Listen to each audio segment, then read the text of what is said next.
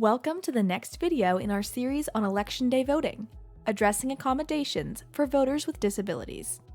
Every registered voter has the right to vote, regardless of any disability status or type of disability. A disabled voter has the right to request assistance in voting their ballot, either from a poll worker or someone they bring to the polls with them. You might think that it would be difficult or even impossible for voters with some types of disabilities to fill out a ballot. But each county has purchased specialized accessible voting machines to accommodate disabilities. Any voter whose disability does not allow them to read or mark a ballot simply needs to request that the poll worker allow them to use one of these machines to vote. For example, for visually impaired voters, the accessible voting machine may either present the ballot in a much larger font or present the choices in spoken words, along with a controller marked in Braille that allows the voter to navigate and provide input. When presented audibly, headphones are used, both to minimize distractions to other voters and to preserve the secrecy of the voter's choices.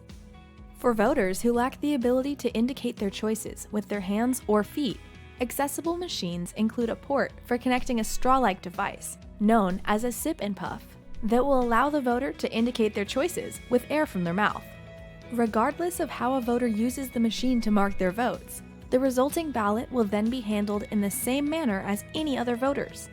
These accessible voting machines are available in every election district in the state, so no matter your disability or where you live, you'll be able to vote on Election Day, should you choose that option.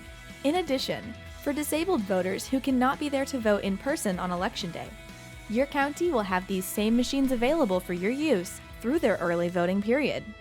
So, if you, for any reason, find marking a ballot difficult for you, remember that you can simply request to use an accessible voting machine to assist you in marking and casting your ballot, or request assistance from another individual of your choice to do so.